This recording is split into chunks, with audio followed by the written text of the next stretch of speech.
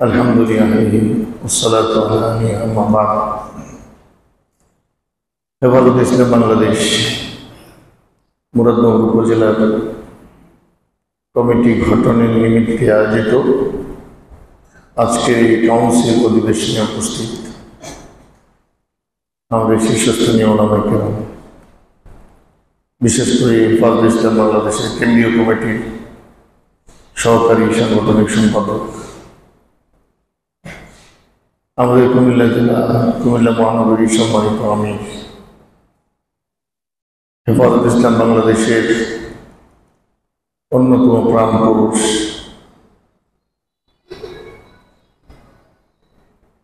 শেখুল ইসলাম আল্লামা মুহাম্মদ শফি রাহিমাহুল্লাহ তাআলার একান্ত খাস সহবতপ্রাপ্ত হযরতের খলিফা, হযরতের প্রিয় বাবা আল্লামা মুফতি শামসুল ইসলাম জিলানী হাফিজাহুল্লাহ। এবং আপনারা দেখতে পাচ্ছেন আমাদের পাশে যিনি উপস্থিত আছেন, আমার ডান পাশে হেফাজত ইসলাম বাংলাদেশের কেন্দ্রীয় কমিটির সম্মানিত সহকারী প্রচার সম্পাদক। আপনারা আমাকে একটা শব্দে চিনেন, আমি জাগ্রত বীর। আসলে বিভিন্ন সময় ওনার বীরত্বের বহুত উপাখ্যান রচনা করেছেন। এখনো উনি যুদ্ধের ময়দানে আছেন, কসবাতে এখনো যুদ্ধের ময়দানে আছে। আমরা যে অবস্থা দেখেছি 5ই আগস্টে ঢাকার অবস্থা থেকে কোনো কম ভয়াবহ অবস্থা ওনার উপর দিয়ে যায়নি, কিন্তু অটল অবিচল আছেন। এবং আল্লাহ রহমতে ওই বাতিলপন্থীরা ওনাদের সামনে উপস্থিত হয়ে মাপ চাইতে বাধ্য হয়েছে। তো হযরত মাওলানা গাজী ইয়াকুব উসমানী হাফিজাহুল্লাহ ওরা আছেন। আর আপনাদের সামনে তো কথা বললেনই, আমাদের অত্যন্ত প্রিয় ভাই, সারা দুনিয়ার যুব সমাজের জন্য, বাংলা ভাষাভাষীর যুব সমাজদের জন্য এখন আইডল, যুবকদের হৃদয়ের স্পন্দন, বড় বড় আলেমদের, আল্লাহ আমাদের অত্যন্ত স্নেহধন্য বিশিষ্ট বাগ্মী, বিশিষ্ট আলেমের দ্বীন, বিশিষ্ট খতিব হযরত মাওলানা আনিসুল রহমান আশরাফী হাফিজাহুল্লাহ।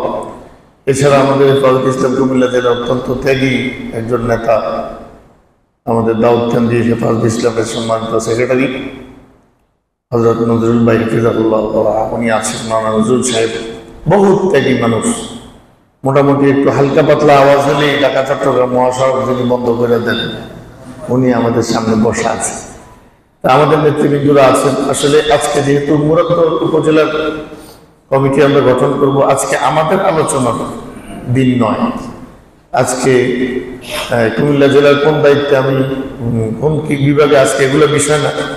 আজকে আমরা বসেছি মুরব্বীদের থেকে দিক নির্দেশনা নিয়ে মুরাদনগর হেফাজত ইসলামকে আমরা কিভাবে সামনে আরো এগিয়ে নিতে পারি এ বিষয়ে ওনাদের থেকে নির্দেশনা নেওয়ার জন্য আমরা আজকে বসেছি। এই জন্য আমি দীর্ঘ কথা কোনোভাবেই বলবো না, শুধু আমরা একটি ময়দানের সৈনিক হিসাবে আমরা কাঁধে কাঁধ মিলিয়ে হেফাজত ইসলামের শুরু লগ্ন থেকে মুরাদনগর উপজেলায় আমরা কাজ করেছি। আল্লাহ রহমতে এমনও পরিস্থিতি হয়েছে মুরাদনগরবাসী, আপনারা দেখেছেন, ওলামায়ে কেরাম দেখেছেন, আমরা যখন মিছিল নিয়ে এই চৌরাস্তায় গেছিলাম তখন পুলিশ ফায়ার পজিশনে ছিল, ফায়ার পজিশন। ওসি আগে এসে আমার বলছেন যে আমাদের উপর থেকে নির্দেশ আছে গুলি করার। তো আমাদের সাথীরা সব ক্ষিপ্ত হয়ে গেছে। তখন আমি ওসিকে বলছিলাম, দেখেন, এক কাজ করেন, আপনাদের উপর থেকে নির্দেশ গুলি করার আপনাদের কাজ আপনারা করেন, আর আমাদের উপর থেকে নির্দেশ প্রতিবাদ করার আমাদের আমরা করি, আপনাদের আপনারা করেন, ব্যাস। এইটার পর হাজার হাজার জনতা যখন আপনার ক্ষোভে ফেটে পড়ছিল, তখন এই প্রশাসনের লোকগুলো শুধু একদূর বলছে যে হুজুর থানার সামনে দিক থেকে ঘুরে চলে আসলে একটু সংক্ষেপ করলে ভালো হয়। এমনটা হয়েছে। তো আমরা আল্লাহ রহমতে যত কিছুই হয়েছে, সে 13 সালেও মামলায় আমাদেরকে আসামি করা হয়েছে। বহুত হয়তো আল্লাহ তারা কারা নির্যাতন থেকে বিভিন্নভাবে বাঁচিয়েছে। এই সমস্ত মুরব্বীদের নেক নজর এবং তাদের তদবির, তাদের চেষ্টার বদৌলতে হয়তো আমরা বেঁচে গেছি। হয়তো জালিমের জিন্দারখানা যেতে হয় না, কিন্তু যারা ভিতরে জেলে ছিল, যারা বাইরে আমরা ছিলাম, আমরা বড় জেলখানায় ছিলাম। নিজের ঘরে থেকেও প্রতিটা মুহূর্তে আতঙ্কমুক্ত হইত। আমাদের মুফতি জিলানী সাহেব তো মাদ্রাসাকে ঘেরাও করে বাই ফোর্স ওনাকে উঠে নিয়ে গেছে র্যাব অফিসে, একদিন এক রাত ওখানে রেখেছে। তারপরে ওলামায়ে কেরাম যখন সম্মিলিত প্রতিবাদ করলেন, সেখানে গেলেন, শেষ পর্যন্ত তারা এটা নত স্বীকার করে হযরতকে ছেড়ে দিতে বাধ্য হয়েছে। না হলে উনি বৎসরের পর বৎসরের জন্য চলে যেতেন সেই আয়না ঘরে। আল্লাহ তাআলা এই জালিমদের জুলুম থেকে সাময়িক একটা মুক্তি আমাদেরকে দিয়েছেন, কিন্তু এই মুক্তিটাকে স্থায়ী মুক্তিতে পরিণত করার জন্য আমাদেরকে এমন মজবুত ভাবে ঐক্যবদ্ধ হতে হবে যাতে এমন জালিমরা ইসলাম, মানবতা এবং আলেমদের দিকে ভবিষ্যতে চোখ তুলে তাকানোর সাহস না করতে পারে। একদম হিসাব পরিষ্কার আমরা এমন মজবুত একটা অবস্থানে থাকবো। আমি আজ কয়েকটা উপজেলায় মুফতি সাহেবের নেতৃত্বে আমরা কমিটি করতেছিলাম, বিভিন্ন উপজেলায় আমি একটা কথা বলেছি। আজকে আমি আমার ভাইদেরকে, যাদের সাথে কাঁধে কাঁধ মিলিয়ে কাজ করতেছিলাম, তাদেরকে এই কথাটা বলি যে হেফাজত ইসলাম হলো সমস্ত রাজনৈতিক দলগুলোর অরাজনৈতিক প্ল্যাটফর্ম, সবার ঠিকানা। একথা মনে রাখতে হবে, আমাদের প্রত্যেক দলের আলাদা কিছু ম্যানিফেস্টো আছে, আলাদা কিছু কর্মকাণ্ড আছে, কর্মনীতি আছে, ফর্মুলা, এগুলো আমার জায়গা।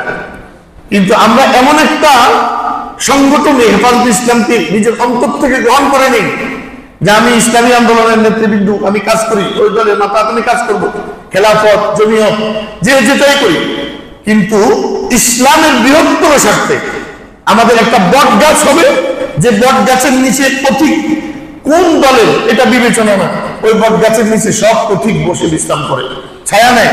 ঠিক হেফাজত ইসলাম হবে এমন এক বট গাছ, এটার নিচে আমরা সমস্ত ভেদাভেদ ভুলে ঐক্যবদ্ধ হয়ে এমন মজবুত অবস্থায় থাকবো যাতে ভবিষ্যতে আমাদেরকে জিজ্ঞেস করা ছাড়া কেউ ক্ষমতায় যেতেও না পারে, আর আমাদের সম্মতি ছাড়া চেয়ার ধরেও রাখতে না পারে।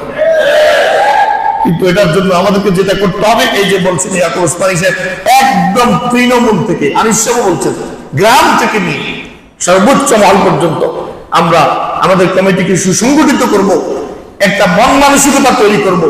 আমি হেফাজত ইসলামের কর্মী, আমি এই রক্ত দেওয়া সংগঠনের কর্মী।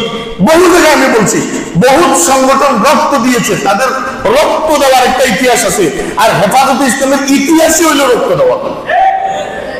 রক্তর মাধ্যমে শুরু হয়েছে, যখন অনেকে লিয়ার উপরে অনেকভাবে অনেক রাজনৈতিক দল তাদের পিঠ বাঁচাচ্ছিল, তখনও পাইকারি ভাবে জেলে যাচ্ছিল হেফাজতের নেতা, কোনো কথা বলতে দেয় না আমাদেরকে। তারা আমাদেরকে সবচেয়ে বড় চ্যালেঞ্জ মনে করেছে। তবে এটাই আমাদের জন্য সবচেয়ে বড় পাওনা যে তারা আমাদেরকে চ্যালেঞ্জ মনে করেছে। তারা মনে করে পুরা ইসলামী শক্তি হেফাজত ইসলামের সাথে আছে। এই জন্য আমরা প্রত্যেক এলাকায় যত রাজনৈতিক দলে বিভিন্ন দলের নেতা কর্মীরা আছে, আমরা সবার সাথে সুসম্পর্ক করে তাদেরকে জোড়ার চেষ্টা করব। আর বাকি নির্দেশনা মুরব্বীরা আমাদেরকে দিবেন, ইনশাআল্লাহ ওই নির্দেশনাগুলো ফলো করে ভাই হয়ে আমরা ঐক্যবদ্ধ হয়ে এই আমাদের এই শেখুল ইসলামের এই আমানত, আল্লামা হাফেজ জুনায়েদ নবী রাহিমাহুল্লাহর আমানত, আল্লামা নূর হোসেন কাসিমি রাহিমাহুল্লাহর এই কুরবানির আমানত, এই আমানতকে আমরা এমন ভাবে এগিয়ে নিব ইনশাআল্লাহ, যাতে করে এর মাধ্যমে আমরা দেশ, জাতি, মানবতা, দেশের স্বাধীনতা, সার্বভৌমত্ব, ভূখণ্ড সবকিছুকে রক্ষা করার জন্য অগ্রণী ভূমিকা রাখতে পারি। আল্লাহ সেই তৌফিক দান করেন।